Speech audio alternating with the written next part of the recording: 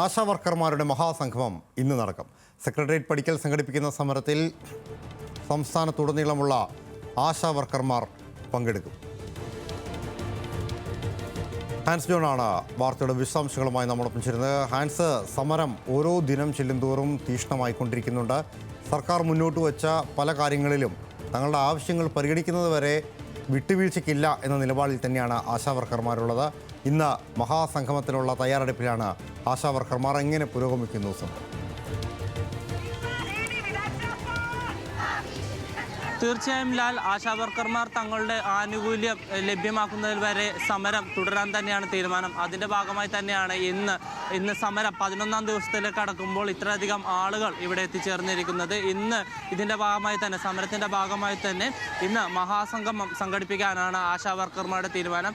ഇന്ന് രാവിലെ 11 മണിയോടെ സംസ്ഥാനത്തിൻ്റെ വിവിധ ഭാഗങ്ങളിൽ നിന്നുള്ള ആശാമാർ സെക്രട്ടേറിയറ്റിൻ്റെ പടിക്കൽ അണിചേരും.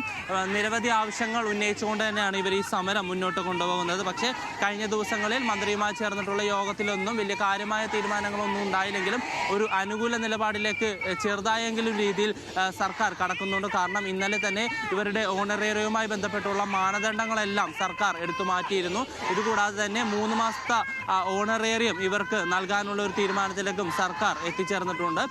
ഇപ്പോൾ നമ്മളുടെ കൂടെ ഈ ആശാ വർക്കേഴ്സ് അസോസിയേഷൻ്റെ പ്രസിഡന്റ് ആയിട്ടുള്ള ബിന്ദു നമ്മളൊപ്പം, സെക്രട്ടറി ആയിട്ടുള്ള ബിന്ദു നമ്മളൊപ്പം ചേരുന്നുണ്ട്. കഴിഞ്ഞ ദിവസങ്ങളിലെല്ലാം ചർച്ചകൾ നടക്കുന്നു. ഇതുമായി ബന്ധപ്പെട്ട് ഇന്നലെ മാനദണ്ഡങ്ങളെല്ലാം, ഓണറേറിയത്തിൻ്റെ മാനദണ്ഡങ്ങളെല്ലാം സർക്കാർ മാറ്റുന്നു. 3 മാസത്തെ ഓണറേറിയം നൽകാനൊരു തീരുമാനത്തിലേക്ക് എത്തുന്നു. അപ്പോൾ ഒരു അനുകൂല നിലപാടിലേക്ക് സർക്കാർ കടക്കുന്നതായിട്ട് തോന്നുന്നുണ്ടോ? നമ്മൾ വെച്ച ഡിമാൻഡുകൾ, പ്രധാനപ്പെട്ട ഡിമാൻഡുകൾ ഇവിടെ നിലനിൽക്കുകയാണ്.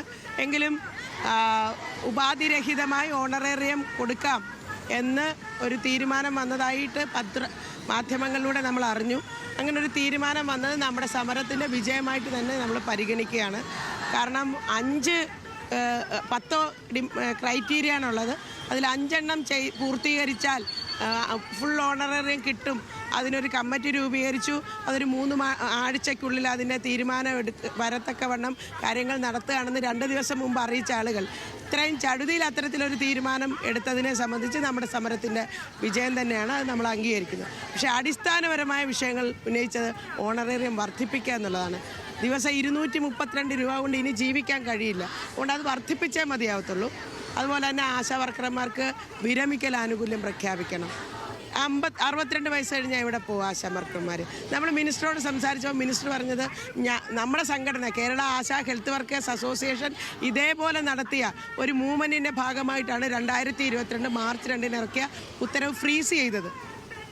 മിനിസ്റ്റർ പറഞ്ഞത് ഫ്രീസ് ചെയ്താൽ പിന്നെ അത് നിലനിൽക്കില്ല എന്നാണ്. പക്ഷേ അങ്ങനെയല്ല.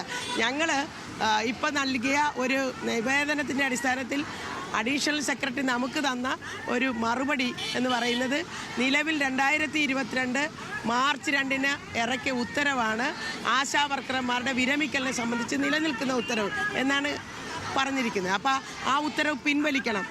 ആ ആശാവർക്കർമാർക്ക് വിരമിക്കൽ ആനുകൂല്യം 5 ലക്ഷം രൂപ നൽകണം.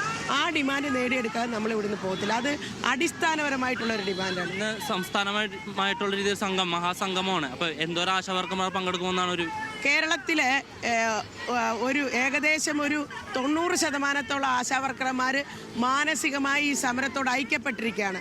ഇപ്പം ദൂരദേശങ്ങളിൽ നിന്ന്, ഇപ്പോൾ പാലക്കാട്, കോഴിക്കോട്, കണ്ണൂർ, ഇതുപോലെ വണ്ടി പിടിച്ച് വരാൻ പറ്റുന്ന ട്രെയിന് പൈസ ഇല്ലാർക്കും അവിടെ നല്ലൊരു സെക്ഷൻ ഇവിടെ എത്തിയിട്ടുണ്ട്. പക്ഷേ തൃശ്ശൂരും പാലക്കാടും അടക്കം, ആലപ്പുഴ അടക്കം എല്ലാ ജില്ലകളിലും സംഘടിച്ച് വന്നവരെ ഈ മേഖലയിലെ ഒരു പ്രബലമായ യൂണിയൻ, CIT യൂണിയൻ, ആ സ്പോട്ടിൽ നിന്നും ആളുകളെ തിരിച്ചു വിടുന്നു, ഭീഷണിപ്പെടുത്തി തിരിച്ചു വിടുകയാണ് ചെയ്തുകൊണ്ട് അതിനെല്ലാം അതിജീവിച്ചാണ് ആശമാരിവിടെ വന്നിരിക്കുന്നത്. കുട്ടനാട്ടിൽ വണ്ടി പിടിച്ച് വണ്ടിയിൽ കയറാൻ വന്നവരെ വന്ന് തടഞ്ഞു. നിങ്ങൾ തിരിച്ചു വരുമ്പോൾ നിങ്ങൾ വലിയ ഭവിഷ്യത്ത് നേരിടേണ്ടി വരുമെന്ന് പറഞ്ഞു. വള്ളികുന്നത്ത് വെളുപ്പാങ്കാലത്ത് പരിപാടിക്ക് വേണ്ടി ട്രെയിനിൽ വരാൻ വേണ്ടി ഒരുങ്ങി ഇറങ്ങിയ ആളുകളുടെ വീടുകളിലെല്ലാം ചെന്നിട്ട് ഇതിന് വരരുതെന്ന് പറഞ്ഞിരിക്കുകയാണ്. കഴിഞ്ഞ ഒരാഴ്ചയായി ഈ പരിപാടി തകർക്കുന്നതിന് വേണ്ടിയിട്ട് സൈബർ ആക്രമണങ്ങളും ഇപ്പം നേരിട്ടും ആശാവർക്കറുടെ മേൽ ഇത്തരത്തിലുള്ള ഭീഷണികളും കാര്യങ്ങളും തന്നെ. അതിനെ അതിജീവിച്ച് ഇവിടെ വരുന്നവർ ഇവിടെ എത്തിച്ചേരും.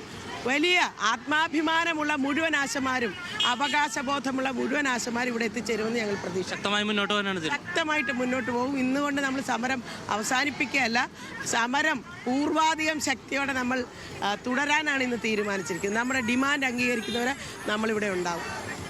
എന്തായാലും ലാൽ, സമരം മുന്നോട്ട് കൊണ്ടുപോകാൻ തന്നെയാണ് ആശാവർക്കർമാരുടെ തീരുമാനം. ഇന്ന് 11 ദിവസം വ്യക്തമാണ് സമരം അടുത്ത ഘട്ടത്തിലേക്ക് എന്ന രീതിയിൽ തന്നെയാണ് ആശാവർക്കർമാരുടെ ഭാഷയിൽ നിന്ന് തെളിയുന്നത്. ശക്തമായ സമരത്തിനുള്ള തയ്യാറെടുപ്പിലാണ് സംസ്ഥാനത്തെ ആശാവർക്കർമാർ. ഹാൻസ് ജോണാണ് വാർത്തയുടെ വിശദാംശങ്ങൾ നൽകിയത്.